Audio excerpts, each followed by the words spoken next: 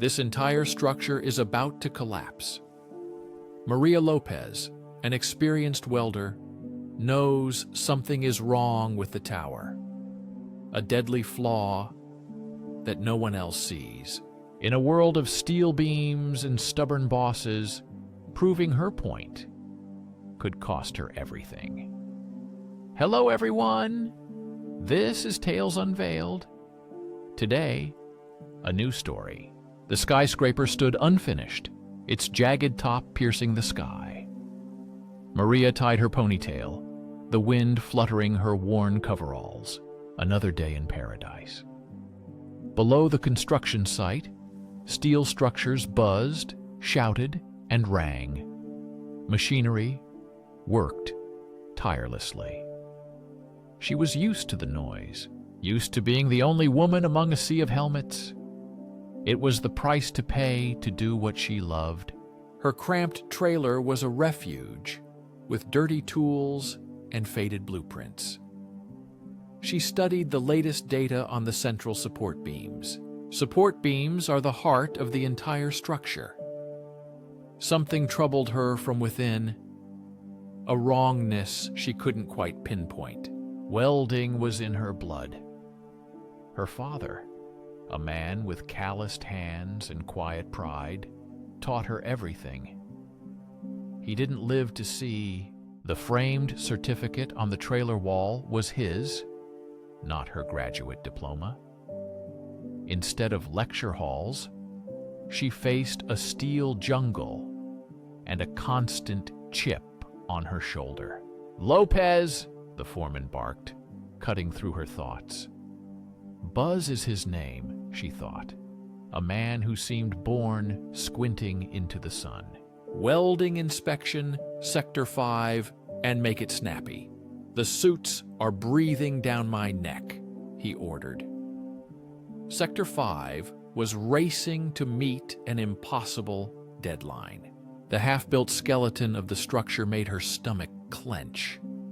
Heights weren't her favorite, but fear came second to getting the job done right. Floor by floor, she checked the welds, her torchlight glinting off the pitted metal. Most welds were solid, some sloppy, the usual rushed job mess. Then she saw it. A hairline fracture in a central support weld. Not big, not obvious, but dangerous given the stress this building would bear. It was like a bomb waiting to go off. Cold dread settled heavier than her tool belt. She knew how this worked. She had to report it to the engineers. They would dismiss it as a woman not knowing her place. She found Harris, the junior engineer, mocking her notes. His patronizing tone ignited her fury faster than a welding arc. Time was running out. The crack was not shrinking. Returning to her trailer, surrounded by the smells of burnt metal and old coffee, she struggled with calculations. Numbers and memories of her father's lessons floated before her eyes. It was a crazy decision, but the only thing that could help.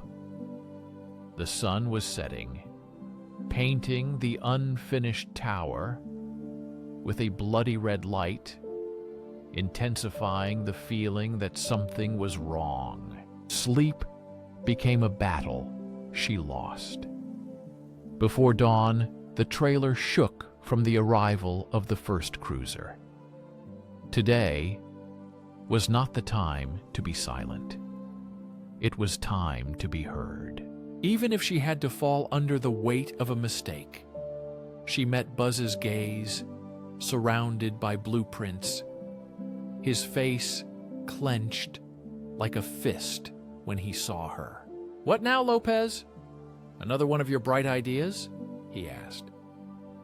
Maria did not look away, ready to defend her position. A thought arose behind her back that could stop the collapse of the entire cursed tower.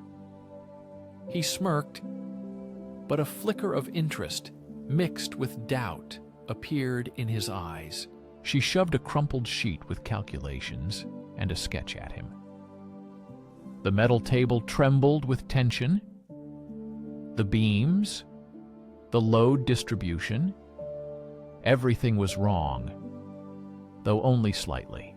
And the welded seams that cracked, which she discovered yesterday, were only the beginning. Buzz stared at the paper, then at her. Bosses didn't like being outdone, especially if it was done by a woman half his age. She almost heard the gears clicking in his head. Costs, delays, offices with their bosses who didn't care about the workers. And your solution is to reinforce the entire structure. You know that this is... He didn't finish, but they both understood. It was a death sentence for deadlines, bonuses, and reputations. Buzz crumpled the paper, the sound like a gunshot in sudden silence. But beneath his stern exterior, she noticed the same doubt she felt within herself. She had been fighting all night, and he growled, "You want me to ruin half my work on your orders?" She lowered her voice, sensing the men approaching. "I'm not a rookie, not to confuse a wrench with a hole in the ground. I don't want to make you look bad, but the beams need to be fixed.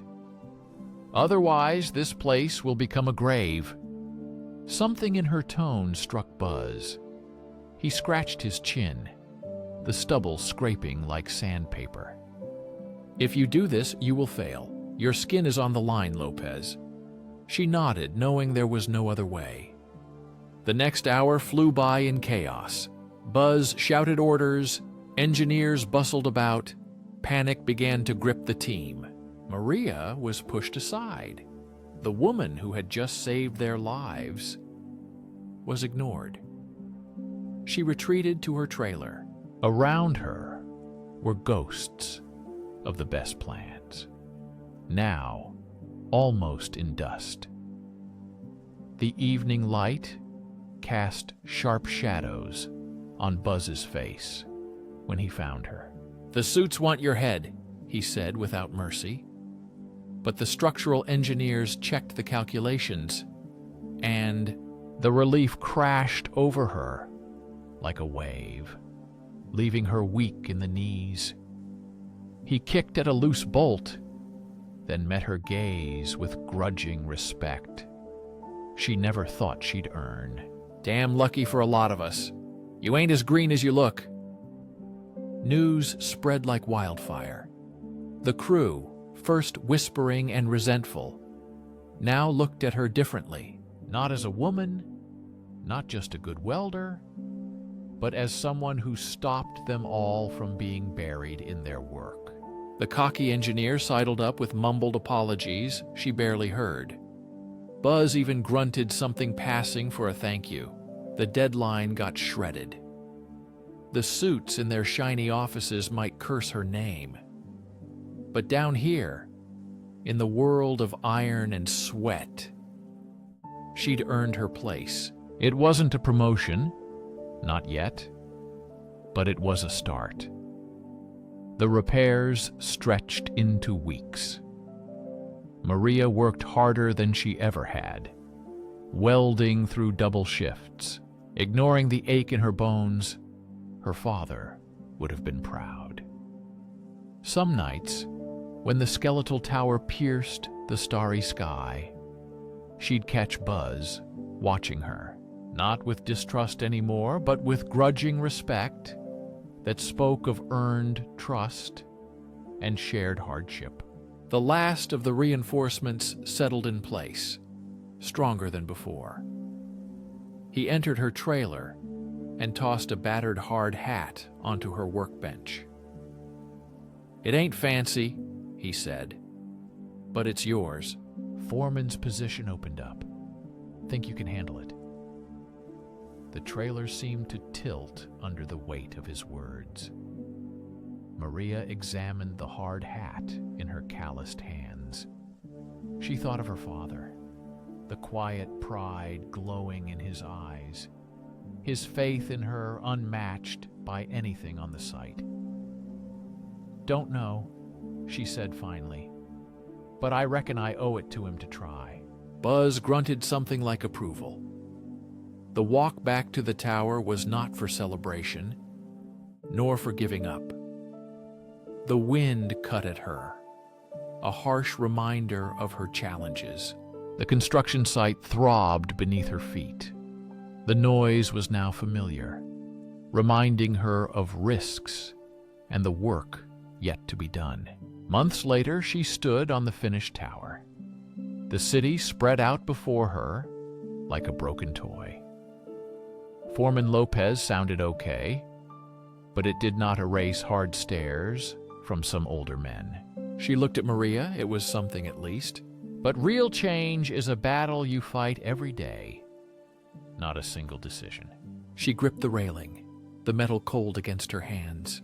Had she made the world better, or just become a better paid part of the same broken system? One day, the girl downstairs will be where Maria is now.